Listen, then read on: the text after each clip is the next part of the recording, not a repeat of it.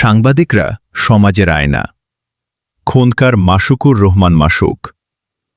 মাদারীপুর প্রতিনিধি হাফিজুর রহমানের পাঠানো ভিডিও চিত্রে দেখুন বিস্তারিত। মাদারীপুর জেলা পরিষদের প্রশাসক ও কেন্দ্রীয় বিএনপির সহসাংগঠনিক সম্পাদক খোন্দকার মাসুকুর রহমান মাসুক জেলার সাংবাদিকদের সাথে মতবিনিময় সভায় বলেছেন, সাংবাদিকরা সমাজের আয়না। আমরা যেমন আয়নায় নিজেদের মুখ দেখতে পাই, তেমনি আপনাদের লেখনের মাধ্যমে সমাজের বাস্তব চিত্র দেখতে পাই। দুষ্টের দমনে আপনাদের কলম তরবারির মতো ব্যবহার করতে হবে।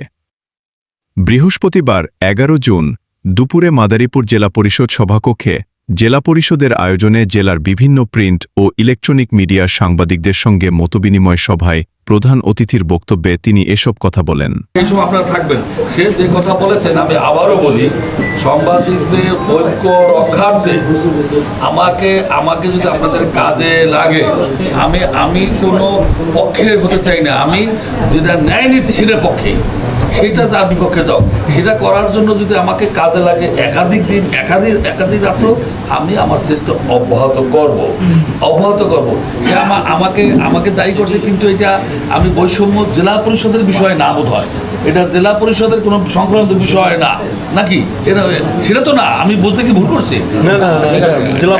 ওটা আমি আগে ভাবছিলাম ওটা জেলা পরিষদ সেটা আমি সেটাকে একটা মাথায় একটা সিস্টেমে রেখে আমি আলোচনা করব কিভাবে এটাকে একটা ঐক্যবদ্ধ থাকা যায়, সেটা আমি চেষ্টা অব্যাহত করব। খোন্দকার মাসুকুর রহমান মাসুক বলেন, আপনাদের লেখনী ও বস্তুনিষ্ঠ সংবাদ সমাজের আয়না।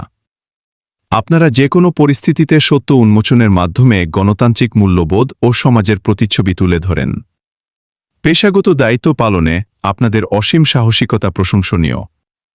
আশা করি ভবিষ্যতেও আপনারা নিরপেক্ষতা ও দায়িত্বশীলতার সঙ্গে দেশ ও জাতির কল্যাণে কাজ করে যাবেন।